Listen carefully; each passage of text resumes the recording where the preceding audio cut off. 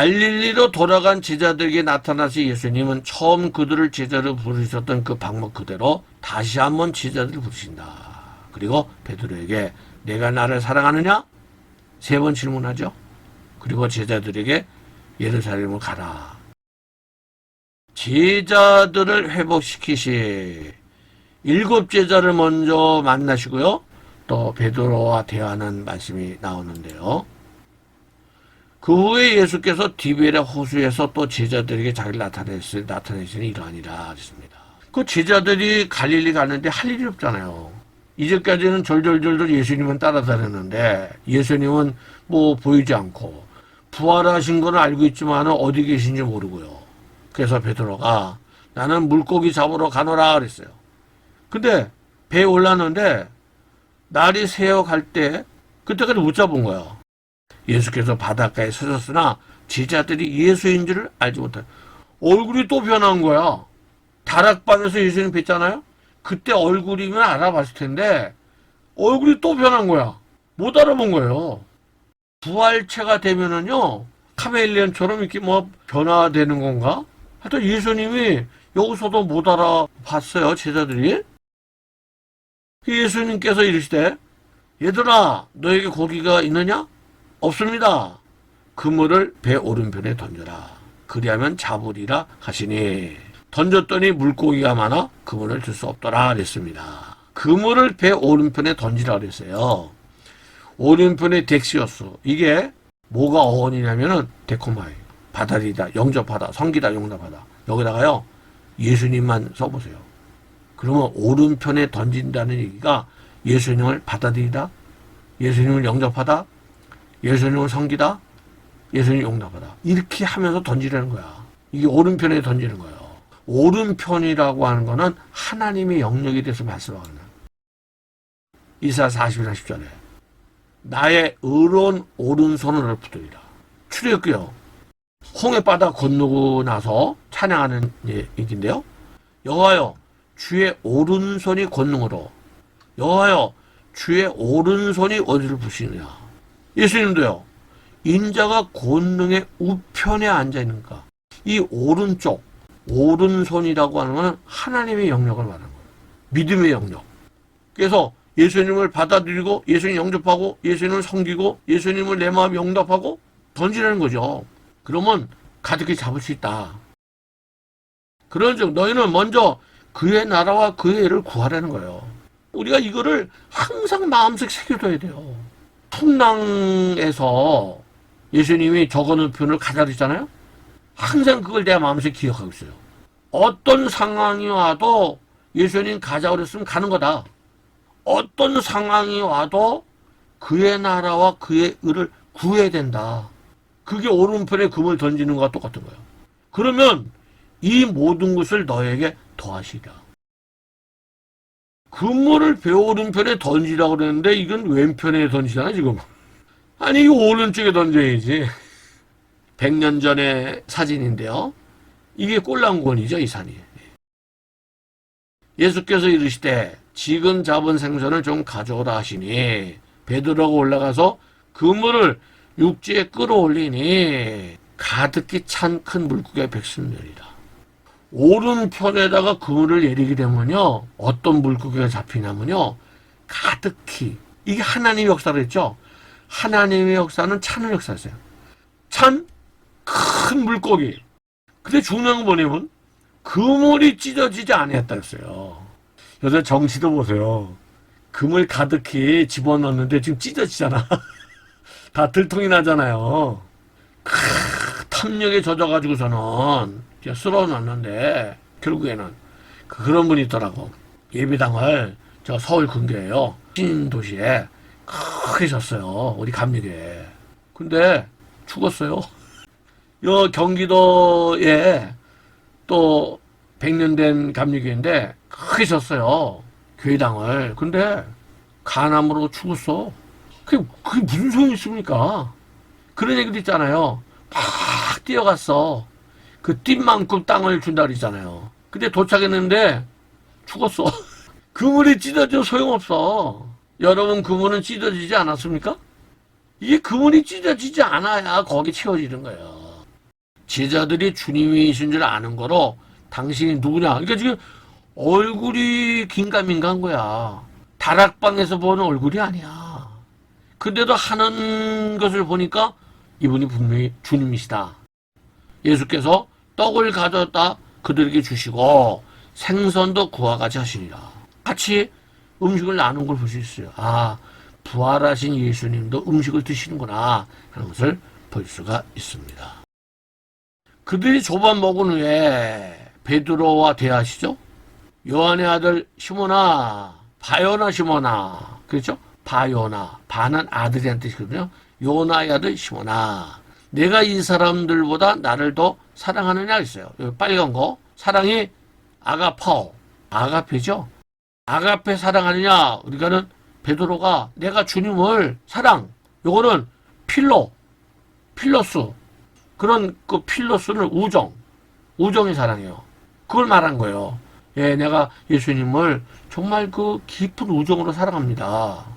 그러니까 예수님께서 내 어린 양을 먹이려 했어요. 두 번째 말씀합니다. 시몬아, 내가 나를 아가페 사랑하느냐? 그 또 베드로가 주님 그렇습니다. 내가 주님을 우정으로 뜨겁게 우정으로 사랑하는 줄 뜨끔했을 것 같아. 예수님 3번 부인했잖아. 예, 내가 정말 주님을 우정으로 사랑합니다. 세 번째 예수님께서 시몬아, 내가 사랑하느냐? 그러니까 그때는 예수님께서 필로스를 말씀합니다. 베드로가 근심하여 내가 주님을 정말 이렇게 필로스로 사랑하는 줄을 주님께서 아십니다. 경험으로. 내가 3년 동안 예수님 쫓아다니면서 주님과 이렇게 교제를 하지 않았습니까? 근데 여기 보면 베드로가 근심하여 이르되 주님 모든 것을 아시오매. 여기도 내가 주님을 사랑하는 줄 아시나이다. 이건 직관입니다. 오이다. 제가 종말론 때도 말씀드렸는데 무화과나무 때 주님이 직관적으로 내가 주님 사랑을 아시지 않습니까? 또 세 번째는 내가 주님께 3년 동안 따라다니면서 주님 사랑하는 걸 주님이 경험적으로 아시지 않습니까? 그때 예수님께서 어린 양을 먹이고 또 큰 성장한 양은 쳐라. 그렇게 말씀하는 것을 볼 수가 있습니다. 예, 그렇게 해서 기념해서 세운 교회가 베드로 수권교회라 그러는데요. 이쪽 지역을 타부가라 그래요. 여기 사람들이 타부가라 그러는데 이 타부가에는 이 베드로 교회가 있고요. 또 이쪽 편에 보면 오병이어 교회가 있어요. 여기 보면은 베드로 수권교회라. 이거 뭐 천주교식으로 말한 거고. 쭉 들어가 보면은 조그만 예배당이 있습니다. 바로 옆에요. 갈릴 호수가 있는데 이것이요. 20-30년 전에는요. 여기 바위 있죠. 여기까지 물이 찼었어요. 요 디딤돌 있죠. 여기가 물이 찰랑찰랑 찼었어. 물을 이스라엘 사람들이 퍼먹으니까 물이 줄은 거예요. 안에 들어가면은 제자들과 함께 지금 생선을 구워 잡수셨죠? 그래서 이 바위를 식탁바위라고 그러는데요.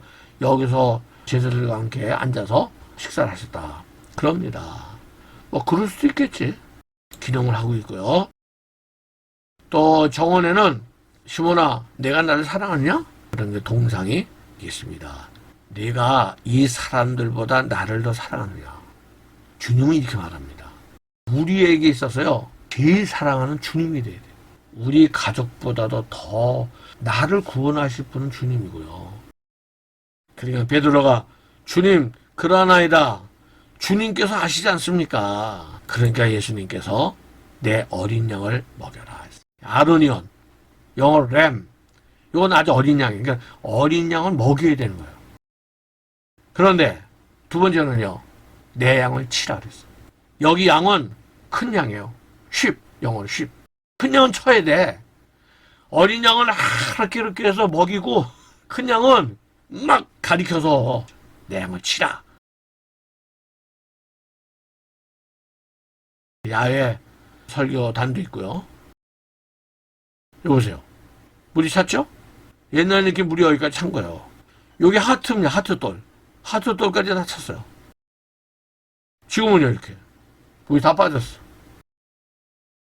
내가 나를 사랑하느냐? 사랑해? 사랑해? 예수님께서 3번 물어보니까 나중에는 주님이 날 사랑하는 거 아시지 않습니까? 우리에게 물어볼 때 우리 정말 주님을 사랑하는 건가요? 정말 사랑해요? 자, 이렇게 갈릴리사를 마치고요. 3번째는 승천하시게 되죠. 예루살렘 오셔가지고 승천하시는데요. 제자들에게 나타나신 예수님은 제자들의 마음을 열어 성경을 깨닫게 하시고 그의 이름으로 죄사함을 받게 하는 회개가 예루살렘에서부터 시작하여 모든 족속에 전파될 것이며 너희는 이 모든 일의 증인이라. 3년 동안 데리고 다닌 것은 증인되게 하기 위해서 그런 거예요. 그러니까 우리가 다 증인이 돼야 돼. 아니 내가 보지 않았는데 어떻게 예수님을 말씀하겠습니까? 크리스찬들은 다 성령이 내 안에 오셔서 다 증인이 된 거예요.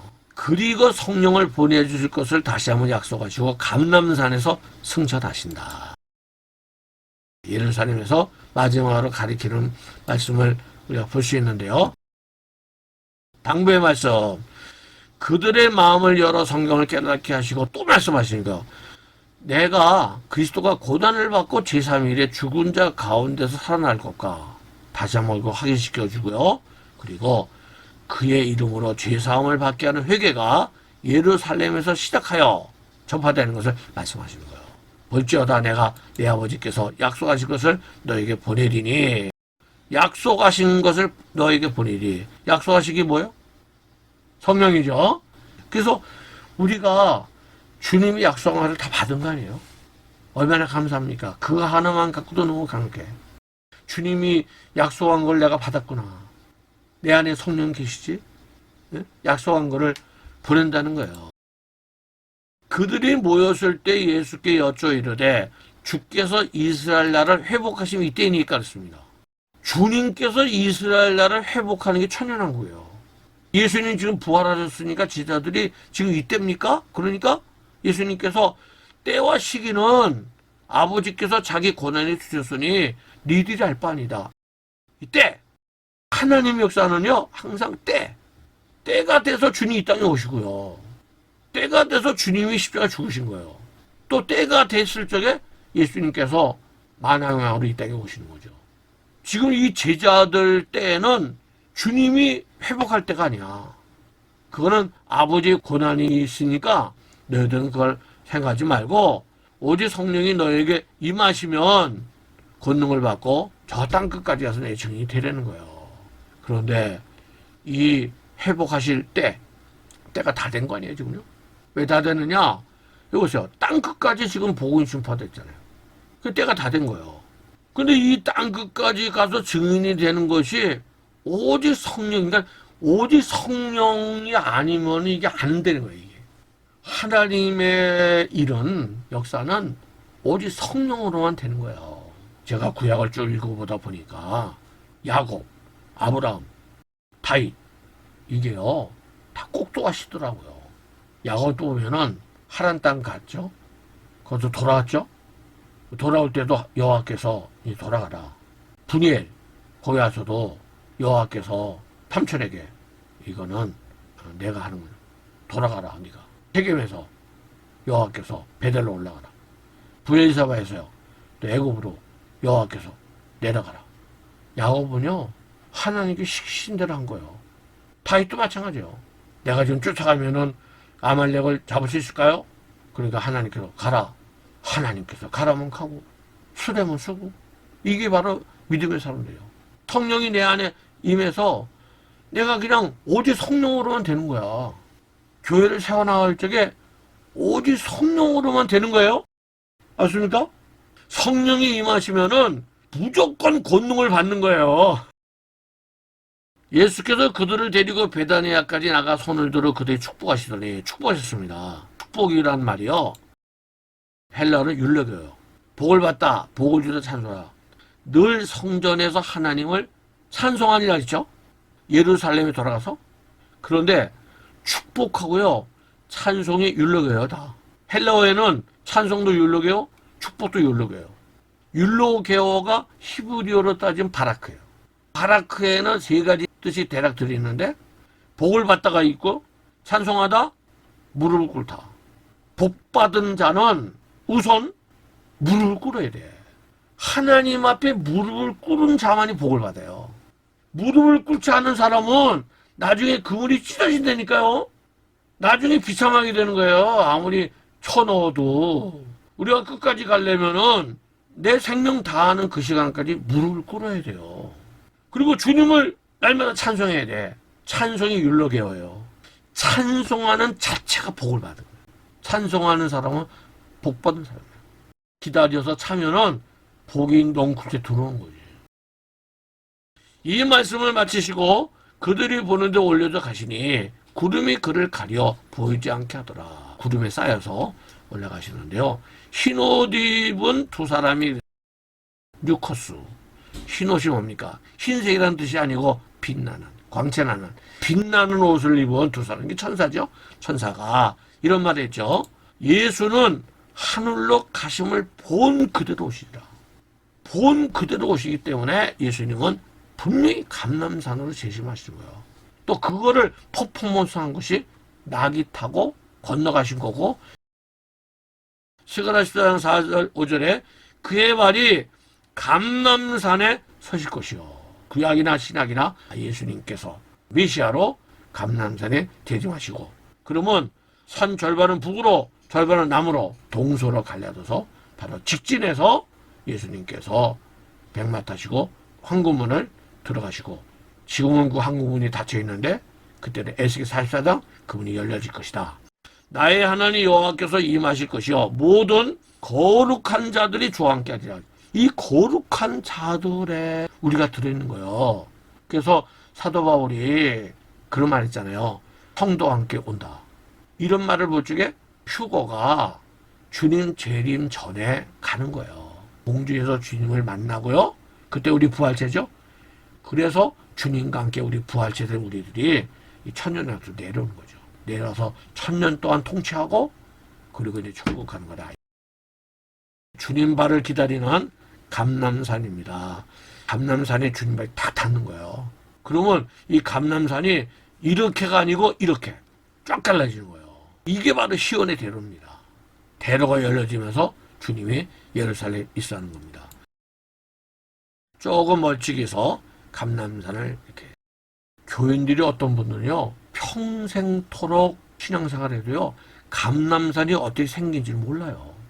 교인들이 이걸 마음에 그려야 돼요. 아, 감람산이 이렇게 생겼구나. 주님이 마지막 날 일로 재림하시겠구나. 이건 기도는 글자이고요. 감람산 쪽에는 유대인 묘지, 여기 무덤이 있죠. 요거는 기둥 골짜기는 기독교의 묘지, 또 예루살렘 쪽으로는 모슬렘 묘지, 이렇게 묘지들이 있습니다. 이쪽이 중요하기 때문에 그런 거거든요. 예. 조금 북쪽으로 올라가서요, 옆에서 본 감람산의 모습이에요. 겟세마네, 막달라 마리아 러시아 정교회 교회인데요. 올라가다가 보면은 눈물교회가 있고요. 여기 승천교회가 위에 있고요. 여기 뾰족 나온 것이 러시아 승천교회입니다. 여기가 다 전체가 다 감람산입니다. 승천교회. 이게 사실은 나중에 이렇게 다 막은 거예요. 원래는 이 승천교회가 이것만 있었어요. 뚜껑도 없고요. 예수님 여기서 승천했다가지고 처음 질 적에는 뚜껑도 없고 이것도 없고, 그걸 모슬림들이 여기 점령해가지고 지금 이게 모슬림 소유거든요. 이 안에 들어가면은 예수님 발자국이다 하는 것이 있죠. 부활절이 되면은 교인들이 야예배를 드립니다. 아침에는 서늘하니까 이렇게 담요 뒤집어 쓰고 나팔도 불고요. 세계 한눈에 보기 부활로 예수사요. 예수님 여인 만났죠? 부활하셨죠? 파수꾼 보고하고 엠마오 도상 두 제자 만나고요. 다락방에서 제자를 만나고요. 8일 지난 다음엔 도마도 만나고요. 갈릴리 사역은요 7 제자 만나시고요. 그 다음에 베드로와 대화하시고, 그리고 예루살렘 다시 한번 제자들이 가르치시고 감람산에 승천하셨다.